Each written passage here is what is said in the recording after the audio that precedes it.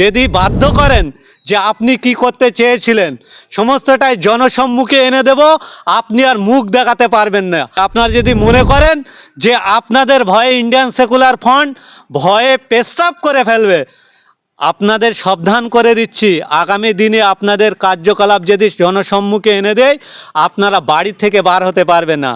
দেখেন, আমরা পূর্বে দেখেছি এবং বর্তমানেও দেখছি এই তৃণমূল দল, শাসক দল, তারা কেবলমাত্র মুসলিমকে সামনে রেখে রাজনীতি করতে চায়, মুসলিমকে এগিয়ে রেখে অ্যাকচুয়ালি মুসলিম ভোটকে নিজেদের ভোট ব্যাংক হিসেবে ব্যবহৃত করতে চায় এবং সমস্ত ধর্মের মানুষকে তারা সুযোগ সুবিধা দেয়, যেমন তুলনামূলক মুসলিমদের অনেকটাই কম দেয়, কিন্তু সামনে মুসলিমকে নিয়ে আসে।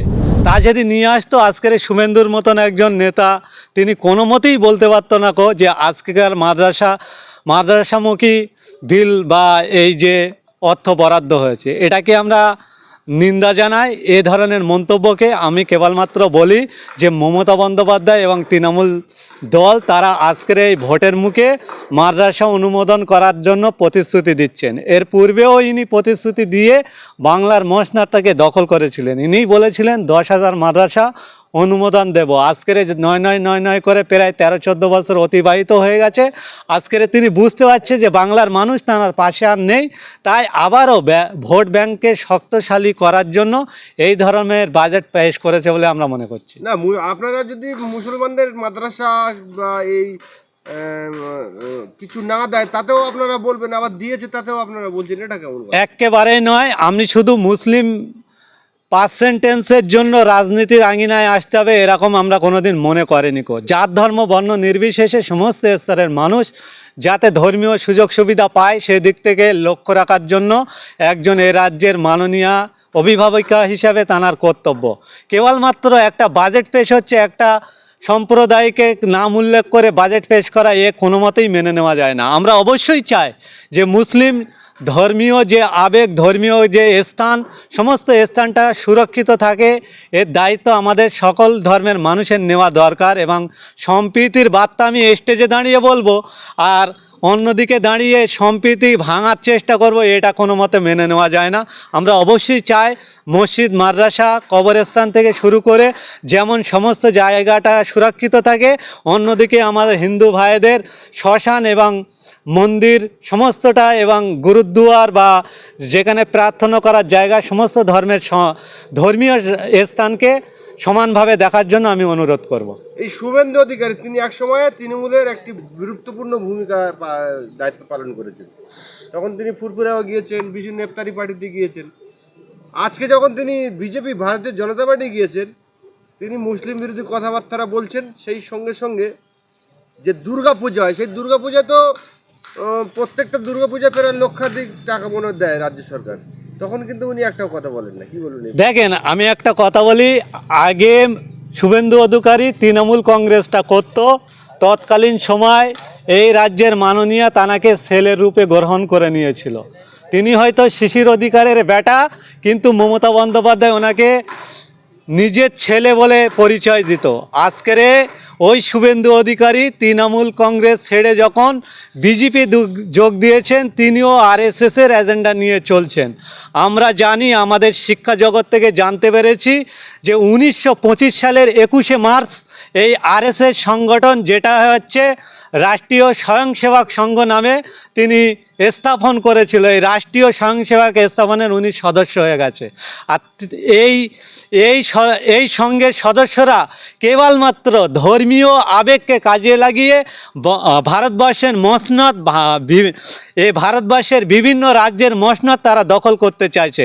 তাই কেবলমাত্র ধর্মীয় আক্রমণ করে, ধর্মীয় আবেগকে ছড়িয়ে দিয়ে তারা বাংলাকে ভাগ করার চেষ্টা করছে, বাংলার ভোটটাকে ভাগ করার চেষ্টা করছে এবং সর্বশেষ বাংলার মসনদটাকে দখল করার চেষ্টা করছে। আমি মনে করি যে এটা কেবলমাত্র, আমরা জানি এ রাজ্যের মাননীয় নাগপুরের সদস্য, বর্তমান শুভেন্দু অধিকারী ও নাগপুরের সদস্য, এদের দুজনার মধ্যে যে একটা বাংলার মানুষকে গোমরা বানানোর জন্য বাংলার মানুষকে ব্যবহার করে নিজেদের রাজনৈতিক পরিচয়, নিজেদের অস্তিত্ব বজায় রাখার যে টেন্ডেন্সি নিয়ে দুজনাই চলছে, এক কথায় আমার দলের চেয়ারম্যানের ভাষায় টাকার এপিট আর ওপিট বলে, তার বাইরে ছাড়া আমরা কিছু মনে করছি না।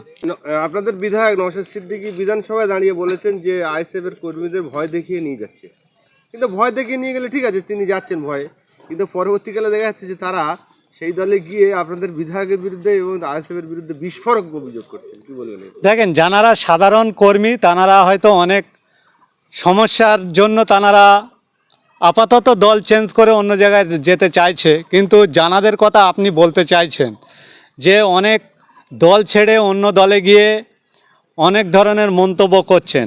আমি কেবলমাত্র বলি, যারা এই পর্যন্ত এই ধরনের মন্তব্য করেছেন আমার অঞ্চলেরই তারা পঞ্চায়েত সদস্য, সমিতি সদস্য। তো তানারা জানেন, কেউ জানুক আর না যাক, তানারা জানেন তানাদেরকে ভোটে জেতানোর জন্য আমরা কিভাবে পরিশ্রম করে তানাদেরকে নির্বাচিত করে বার করে নিয়ে এসে এই আসমা, আমি ওনাকেই নাম করেই বলছি, ওনার ক্ষমতা নেই ওনার বুথটা জেতার। কেননা আমরা দেখেছি ওনাকে চান্স দিয়েছিলাম আমরা বিধানসভায়, পঞ্চায়েতে, লোকসভায়, তিনটি নির্বাচনে ওনাকে চান্স দিয়ে দেখলাম উনি নিজের বুথটুকু জেতাতে পারেননি। আমাদের প্রচেষ্টায়, অন্যান্য বুথের সংগঠনের প্রচেষ্টায়, অন্যান্য বুথের ভোটারদের প্রচেষ্টায় তানাকে দুয়া আশীর্বাদ করেছেন।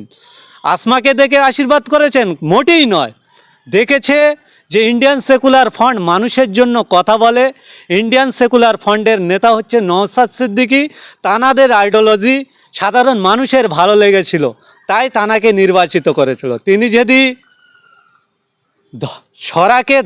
ধরাকে সরা মনে করেন, এখন স্টেজে দাঁড়িয়ে তিনি ফুটেজ খাওয়ার জন্য নওশাদ সিদ্দিকীর নামে যদি উল্টোপাল্টা কথা বলে, সাধারণ মানুষের নাকি কাজ করার জন্য তিনি দল বদল করেছেন, আমি ওনাকে প্রশ্ন করতে চাই, আমি ওনার অঞ্চলের বিরোধী দলনেতা, আমি ওনাকে প্রশ্ন করতে চাই, বাবু আপনি কটা মানুষের পরিষেবা দিয়েছেন?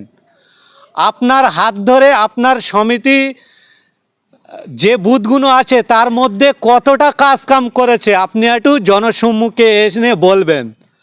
আপনি কি করতে চেয়েছিলেন সেটা আমরা জানি সবার সম্মান আছে, তাই আমরা সোশ্যাল মিডিয়ায় ফুটেজ দিচ্ছি না।